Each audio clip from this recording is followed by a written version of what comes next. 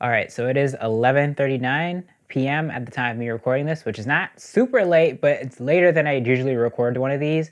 But I want to get this out of the way now because I'm not sure if we're going to have power tomorrow. It's possible it'll get knocked out where we are, but I don't know for sure. So I thought it'd be better to try and film and get some of the editing done for this one before it's over. But this is part 3 of my Valentine's Day series. I know it's after Valentine's Day, but these are all the movies that I watched over Valentine's Day weekend. So here we go.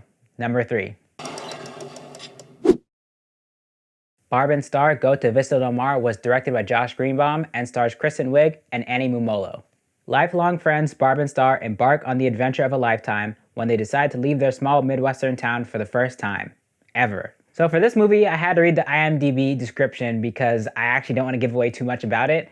The commercials that I saw did not even scratch the surface of what this movie actually is, and I don't want to give it away. So if you are going to watch this movie, I highly recommend going into it cold. Don't watch any trailers. Don't look too much in the commercials. I don't know if the other commercials that are out there are like the one that I saw, but I think it's best to just go into this movie without knowing anything at all, because this is a very wacky movie, and it kind of reminds me of like the early 2000s, maybe like early 2010s kind of comedy, sort of the parody style where things just go really crazy, but it's not necessarily a parody.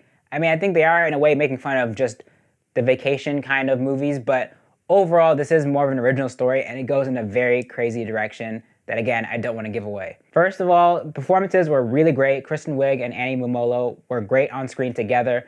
They were actually writers together on Bridesmaid back in the early 2010s, so it's kind of like where that style of comedy is coming from. I think they worked really well together here as these pair of middle-aged friends who are going through a weird time in their lives and they decide to just go on vacation.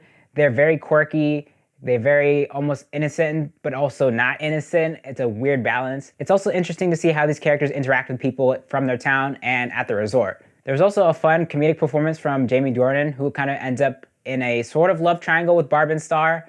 And that, I think, is one of the best parts of the movie, watching his journey, because he's coming out of a very toxic relationship, or lack thereof. And to see how he reacts to these two women is really funny. There's also some other performances from some actors that I'm not going to say. There's some surprise appearances here. Again, I don't want to spoil it, but there were some nice, pleasant surprises here. People that I didn't even know were going to be in this movie, and it was fun to see them pop up. Again, I was going into this expecting something weird to happen, and it did, and so I was surprised by that, but I will also admit that I wish they pushed it a little further.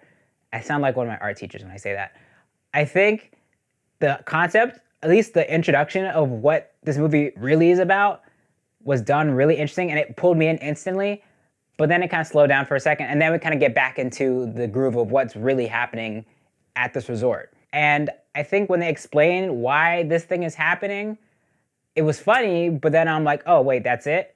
So I kind of wish they made it even crazier. I mean, granted, this is a crazy movie regardless, but I personally would have wanted to see it go really, really off the rails, because for me, the ending did become a little anticlimactic. But overall, I would say this is a very wacky movie. I would say not all the jokes landed, especially towards the beginning, but there are some really great jokes and lines here that just really threw me off completely. And there's some great comedic performances here from Kristen Wiig and Annie Mumolo. One joke that wasn't working for me as much was the introduction of this talking group that Barb and Star are a part of. You see them in the beginning of the movie, and then you see them appear a couple more times, but the other times that they appear didn't really do much for me. I think they're kind of just using it to juxtapose what these people are doing back in the town and what Barb and Star are doing at the vacation spot. But for me, that part wasn't as interesting, but it was fun to see certain actors as a part of that talking group.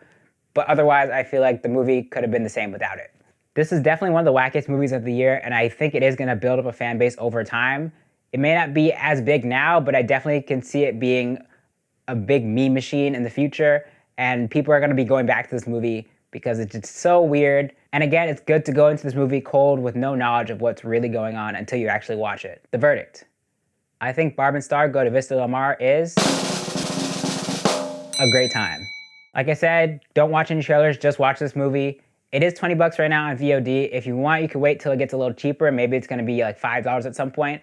I don't know if it's necessarily worth the $20, but it was definitely a really entertaining movie, and I think it is something that's going to be fun to watch with your family or your friends. So, have you seen Barb and Star Go to Vista Del Mar? Let me know down in the comments. Also, don't forget to like this video, share it, and subscribe.